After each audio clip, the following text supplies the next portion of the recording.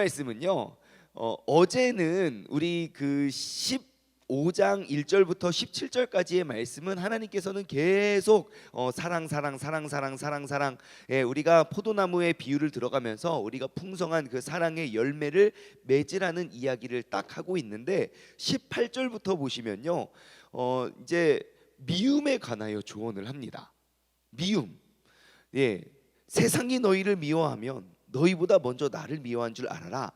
그러면서 그 세상에 대한 이야기가 뭐 세상 하면서 이제 너희가 나를 믿는 고로 이제 세상이 너를 미워할 거다라고 그러한 이제 가르침을 주는 장면을 우리는 볼 수 있는데요.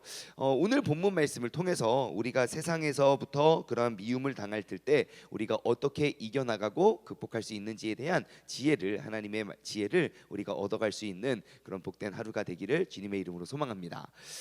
우리가 원하던 혹은 원하는 사람은 없겠군요. 우리가 원치 않는 미움들을 우리가 받을 때가 있습니다. 여러분, 그 미움을 당할 때 어떻게 하십니까? 네? 그렇죠? 예, 그렇습니다. 우리 새벽에는 늘 질문을 하기가 좀 어려워요. 네, 미움을 받으면 어떻게 하냐? 보통 우리도 똑같이 미워합니다. 예, 왜냐하면 내가 이제 미움을 당하기 때문이죠. 그런데 나를 미워하는 사람을 내가 그 17장까지 이야기한 것처럼 내가 그를 그냥 끝까지 그냥 계속 사랑하고 또 사랑하고 사랑하기란 정말 쉽지 않습니다. 예수님께서 그것을 말씀하고 계십니다. 세상이 너희를 미워하면 그것은 너희를 미워하는 게 아니라 나를 미워한 줄을 너희가 좀 알아라.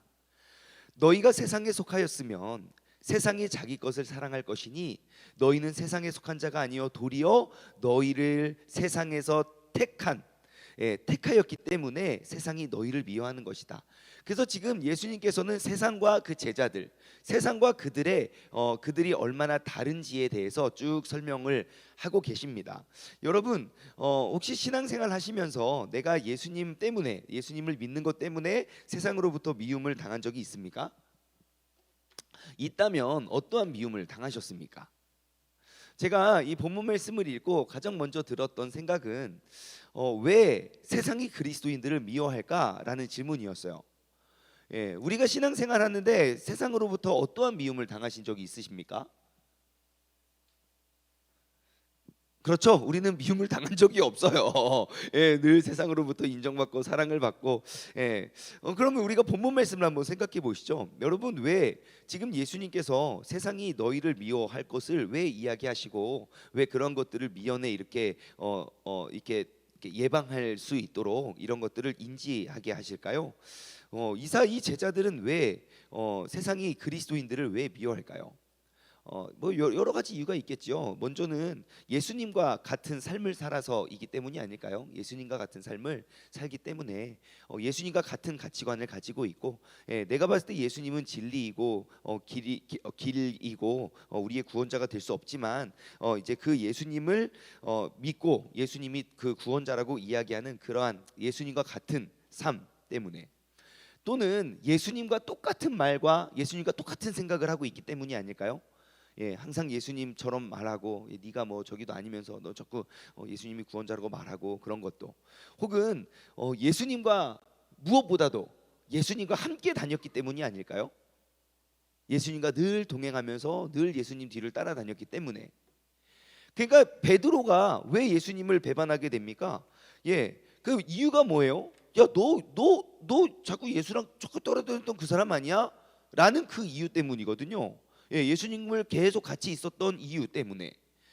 예, 그래서 지금 세상은 이 제자들을 미워할 수도 있고 너희도 나 때문에 미움을 당할 수 있을 것 같다고 이야기하고 있습니다. 자, 그러면 이러한 이유 원인들을 우리가 쭉 종합해 보면 한 가지 공통점을 발견할 수 있습니다. 세상이 왜 그리스도인들은 왜 세상으로부터 미움을 받나요? 뭐 때문에요? 예수님 때문에요. 예수님과 늘 어울리고 예수님처럼 말하고 예수님처럼 행동하고 예수님처럼 생각하고 예수님처럼 삶을 사니까 그것이 그들의 미움의 대상이 된다는 것입니다. 그러면 여러분, 우리가 세상으로부터 미움을 받았던 경험이 있던지 미움을 받았던 경험이 없던지 한번 우리의 삶을 돌아보았을 때 우리가 세상으로부터 미움을 받아야 할 원인이 무엇입니까? 나의 죄와 나의 잘못됨과 나의 그냥 그런 불의함, 나의 거룩하지 못함이 이유가 되어서는 안 된다는 겁니다. 우리가 세상으로부터 비난과 조롱을 받아야 될 이유는 예수님과 같기 때문이 우리의 이유가 되어야 된다는 것입니다. 그런데 오늘날 한국교회와 그리스도인들이 비난과 손가락질을 받는 이유는 무엇입니까?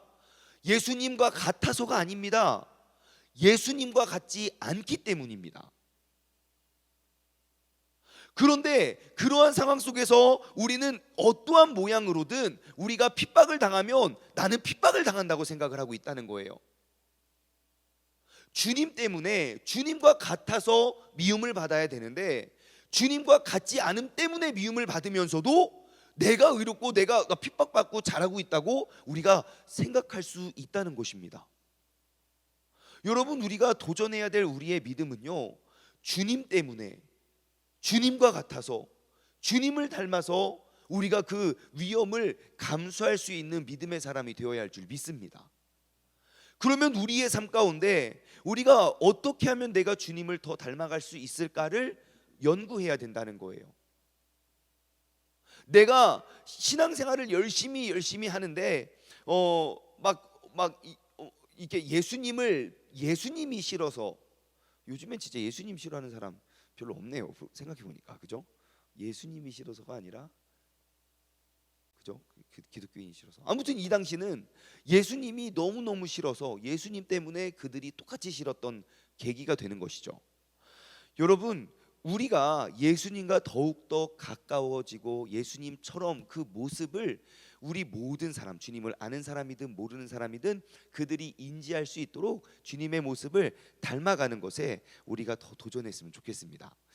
제가 말씀을 묵상하다가 정말 예수님 잘 믿어서 핍박당했던 사람이 누가 있을까 이렇게 생각해 봤는데, 제가 군 생활했을 때, 제가 이등병 때 만났던, 이등병 일병 때 같이 군 생활을 했던 정순광 병장님이라고 있었습니다. 정순광. 지금은 어디서 무엇을 하고 계신지 제가 잘 모르겠지만 그분은 신학생이 아니었어요. 저는 이제 경남 창원에 있는 한 탄약중대에 경계병으로 들어갔는데 그냥 이등병 일반 병사로 입대를 했어요. 그래서 다 물어보잖아요. 첫 번째 물어보는 질문, 누나 있어? 이런 거. 누나 있어? 예, 있습니다. 사진 봐봐. 일단 그게 첫 번째 질문이에요. 군대 가면. 요즘에도 그런 거 없죠. 요즘 군대 간 사람이 없네. 요즘에 그런 거 없죠. 그런 거 하면 안 됐죠. 요즘에는. 저 때는 있었습니다. 2003년도에는 그런 거 있었는데 그래서 이렇게 물어보고 그래서 막 또 재밌게 아무튼 군 생활을 했어요. 근데 그때 너 사회에서 뭐 하다 왔어? 그러는 거예요. 그래서 저 학교 다니다 왔습니다. 너 어디 학교 다녔어? 침례신학대학교 다녔습니다. 그러니까 야씨, 오로라 또 왔대. 오로라. 그래서 오로라가 뭔가 했더니 그 정순광, 그때는 상병이었고 이제 나중에 병장으로 전역을 했는데 야 정순광 너 일로 와봐. 야 오로라 또 왔다. 오로라. 그러는 거예요. 뭐 오로라인가 봤더니 그 정순광이라는 그 병장이 밤에, 그 저희는 그 경비중대여서 그냥 이게 뭐 개인 침대 그런 거 아니고 그냥 쭉 이런 마당에 그냥 침낭을 쭉 매트하고 그 침낭 깔고 잤거든요. 쭉 이렇게 사서 한 소대에 32명 정도가 쭉 잤어요. 그러니까 이쪽 15명, 저쪽 15명 자요. 그래서 이등병부터 병장까지 쭉 있죠. 큰 소대잖아요. 취침하겠습니다. 딱 불을 끄면요, 정순강 병장은 그때부터 오로라를 뿜기 시작하는 거예요. 모두가 누워서 취침을 할 때 그는 무릎을 꿇고 그때부터 기도를 시작해요. 누가 말려도 그냥 계속 막 기도를 하는 거야. 물론 막 시끄럽게 기도하지 않았습니다. 하지만 매일 밤 제 머릿속으로, 제 기억으로 기억하는 건 매일 밤 취침소등하겠습니다. 불이 꺼지면 그는 무릎을 꿇고 그 내무실 30명, 32명 있는 내무실에서 매일 무릎을 꿇고 기도를 해요. 그래서 별명이 오로라예요. 주변의 분위기가 어떤지 아십니까? 야, 그러니까 선임이든 후임이든 야, 순강이한테 잘 보이라고. 쟤한테 잘못 걸리면 밤마다 널 위해서 기도한다고. 밤마다 널 위해 오로라를 뿜길 수도 있다고. 그러면서 저 신학교에 나왔다니까 야 오로라 투라고. 기도를 해야 되나 말아야 되나. 오로라를 안 뿜으면 안 될 것 같고 또 뿜기 껌짜니 너무 이등병이고 그래가지고 오로라라는 별명을 받았어요. 근데요 참 이상한 건 정말 정말 좋은 멋진 그리스도인이었어요. 행동에서도 뭐 물론 뭐 군대 조직이기 때문에 뭐 욕도 먹고 하지만 항상 제가 느낀 느낌은 그 정순관 병장을 대하는 사람들의 모습이 그냥 이렇게 놀리기도 하고 막 잘 보이라고도 하고 뭔가 좀 거리감은 있지만 항상 그에 대한 뭔가 모를 그에 대한 좀 존경심 같은 것들을 느낄 수 있었어요. 어느 누구도 그에게 그냥 허툴거나 그냥 막대하지 않았다는 거예요. 그러한 것들이 여러분 우리가 예수님을 닮아가야 하는 모습이 아닐까 싶습니다. 여러분 오늘 하루를 살아가실 때 그리고 이번 한 주 앞으로의 삶을 살아가실 때 여러분 주님과 더 닮아가는 모습들을 찾아가시기 바랍니다. 어떠한 모습이든지 내가 주님과 똑같음으로 말미암은 미움을 당할 수 있는 그러한 멋진 그리스도인. 근데 제가 봤을 때 요즘에는 예수님처럼 삶을 사는 사람들은 미움보다 존경을 더 많이 받지 않을까 싶어요. 왜냐하면 그러한 모델을 찾아보기가 정말 많지 않은 세대가 되었거든요. 그래서 우리 모두가 하나님이 왜 이 사순절 기간에 우리를 왜 부르셨겠습니까? 우리가 더 열심히 더 힘을 내어서 우리 새벽 예배가 물론 힘들지만 진짜 그날이 가까움을 볼수록 우리가 더 부흥이 되어야 되는 거 아니겠습니까? 그죠? 그러니까 빨리 내일 다시 이렇게 서로 연락해서 일어나 목사님이 찾다 목사님 찾아 목사님 찾는다고 하면 안 되겠구나. 예수님이 찾아 예수님 기다리죠. 예수님 찾아. 그래서 여러분들 그런 사람들 우리가 잘 챙겨갔으면 좋겠습니다. 항상 우리가 예수님과 더 가까이 자 18절부터 다시 말씀을 보시면요 세상이 너희를 미워하면 너희를 미워하는 것이 아니라 나를 미워하는 것이다. 세상의 미움을 그럼 우리가 알 수 있는 건 무엇입니까? 우리는 세상으로부터 미움을 받을 수 있다는 것입니다. 하지만 이 18절 말씀을 통해서 또 알 수 있는 건 무엇입니까? 그럼에도 불구하고 하지만 너희를 미워하는 것이 아니라 나를 미워하는 것이니 너희는 염려하지 말라는 거예요. 세상으로부터 나와 같음에 의한 미움을 당해도 너희는 그거 그렇게 신경 쓰지 마. 너희를 미워하는 것이 아니라 나를 미워하는 것이니까. 너희가 왜 미움을 받느냐? 19절 너희가 세상에 속하였으면 세상이 자기의 것을 사랑할 것이나 너희는 세상에 속한 자가 아니요 도리요 내가 너희를 택해서 너희를 세상에서 택하여 냈기 때문에 세상이 너희를 미워하는 거야. 여러분 예수님께서는 항상 우리에게 이야기하십니다. 무엇을 이야기하시나? 여러분 19절 말씀 중간에 보면요 세상이 자기를 사랑할 것이나 너희는 세상에 속한 자가 아니요. 아니 좀 전에 예수님께서 우리에게 뭘 가르쳐 주신 줄 아십니까? 17절 말씀 보면요 오늘이 18절부터 시작이죠. 17절 말씀 보면요 내가 이것을 너희에게 명함은 너희로 서로 사랑하게 하려 합니다. 그래요. 예수님께서는 항상 예수님을 닮은 모습은 너희는 서로를 사랑하는 모습이었어요. 근데 세상은 어떠한 모습입니까? 세상은 자기의 것을 사랑하는 사람인 거예요. 자기의 것을 사랑하는 사람과 너희를 사랑하는 사람이 어찌 같을 수가 있겠습니까? 서로가 자기를 사랑해야 공식이 성립이 되고 서로가 너희를 사랑해야 공식이 성립이 되지만 너희를 사랑하는 사람에게 있어서 자기를 사랑하는 사람에게는 미움을 당할 수 있다는 것입니다. 여러분 여러분은 어떠한 사람입니까?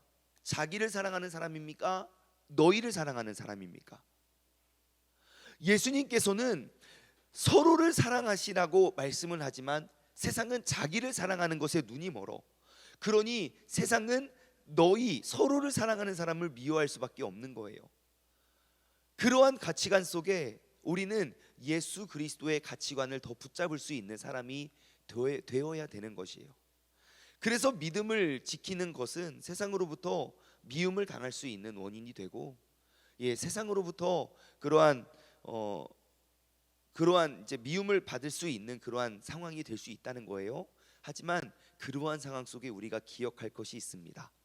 쭉 설명 뒤에 결론구로 넘어가면 26절입니다.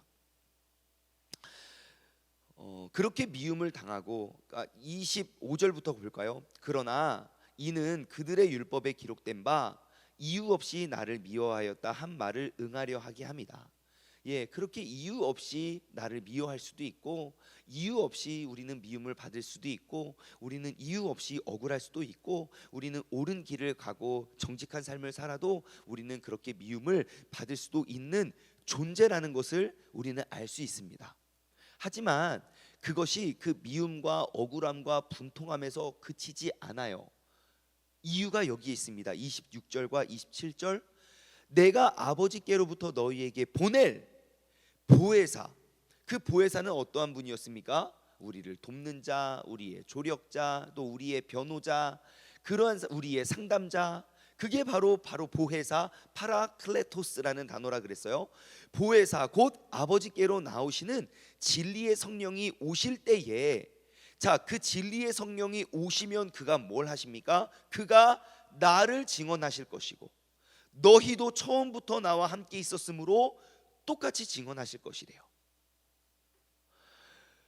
여러분, 그 진리의 성령님께서 반드시 오셔서 그 옳음을, 그 진리를 증명하시기 때문에 우리가 당하는 그 아픔과 억울함과 분함과 그러한 의로움과 정직함에 있어서 받는 그러한 아픔과 상처, 그러한 미움들을 걱정하지 말라는 거예요. 여러분, 그 보혜사 성령님의 역할은 무엇입니까? 앞에 14장 26절 말씀 보시면요, 너희에게 모든 것들을 가르치시고 모든 말한 것을 생각나게 하시는 분이 바로 진리의 성령님. 예, 예수님의 제자들이 보여주잖아요. 사도행전에 넘어가서 예수님을 믿는다는 이유만으로, 예수님과 똑같은 이야기를 하고 예수님을 너무 닮았다는 이유로 옥에 갇힙니다. 그리고 재판대에 섭니다. 학교에 다닌 적도 없고 그러한 성경의 학문을 배운 적도 없던 그러한 갈릴리 그 시골 출신의 어부들이 평생 그 하나님의 율법을 공부해 왔던 산헤드린 공회원 앞에서 그들의 입을 뻥끗토하지 못하게 발언을 합니다. 베드로가 똑똑해서인가요? 아니요, 진리의 성령이 그들 가운데 함께 하셨기 때문입니다.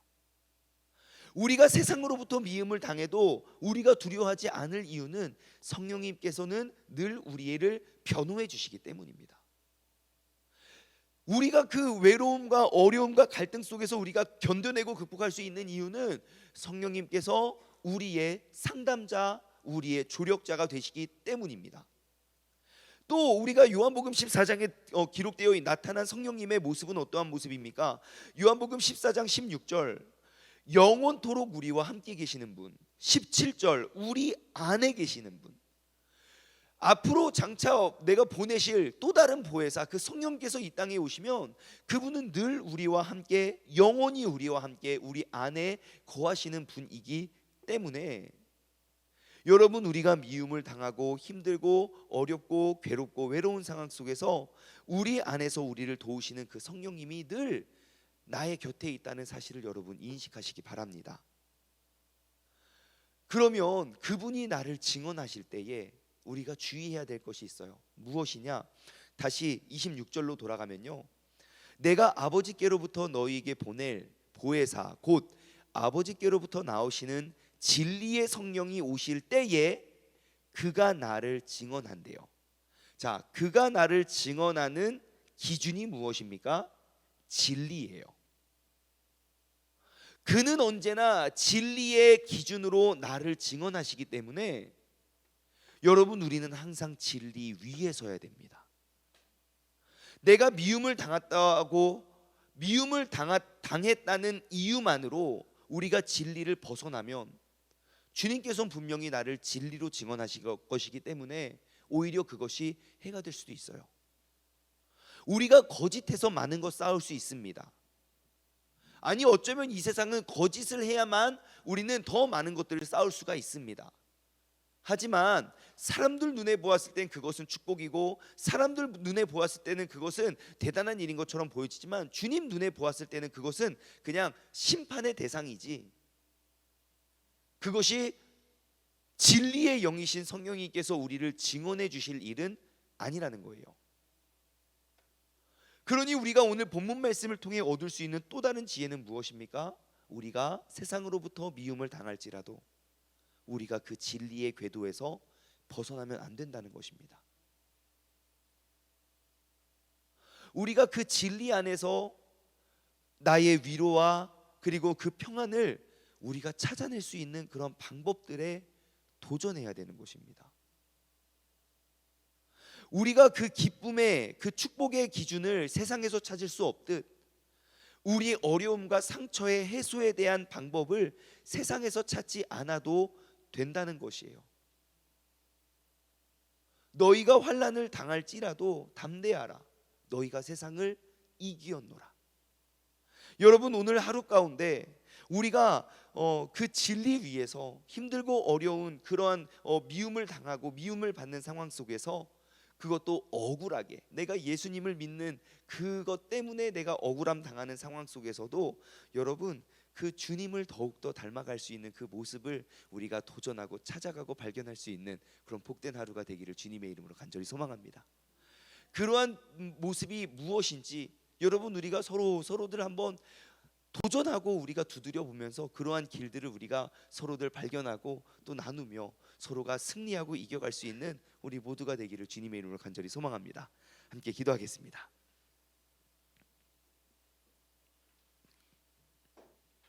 하나님 아버지, 감사합니다. 때로는 우리가 잘못을 해서 미움을 당하는 것이 아니라 잘못을 하지 않았음에도 미움을 당할 때가 있습니다. 때로는 우리가 믿음을 지키고 내가 예수님과 너무 닮았다는 이유만으로, 그냥 단지 그 이유만으로 내가 그리스도인이기 때문에 우리가 세상으로부터 미움을 당할 수도 있습니다. 하지만 우리가 그 미움의 상황을 극복할 수 있는 유일한 길은 바로 진리의 영이신 성령님께서 우리 가운데 오셔서 우리를 위로해 주시고 우리를 증언해 주시고 올바른 길을 밝혀 주시는 그 진리의 영이 우리 안에 있기 때문에, 아버지 하나님, 우리가 오늘 이 시간 이 자리에서 그 주님께 더욱더 의지하게 하여 주심에 감사드립니다. 하나님 아버지, 우리의 삶을 다시 한번 돌아보아 내가 주님과 다르기 때문에 손가락질을 받는 것이 아니라 주님과 똑같기 때문에 손가락질을 받을 수 있는 믿음에 도전케 하여 주시옵소서. 세상의 기준이, 우리의 삶의 기준이 세상과 같지 않고 세상과 다름에 우리가 손가락질 당하고 미움을 받을 수 있는 그러한 사람이 될 수 있도록 주님께서 역사하여 주옵소서. 그 세상의 기준은 매일매일 시시각각 달라지지만 그 하나님의 말씀은 진리인지라 우리는 단 한 번도 달라지지 않은 그 진리의 말씀을 우리가 붙잡고 승리할 수 있는 그런 믿음의 가정, 그 믿음의 삶이 되게 하여 주옵소서. 감사드리오며 이 모든 말씀 살아계신 예수 그리스도의 이름으로 감사하며 기도드리옵나이다. 아멘.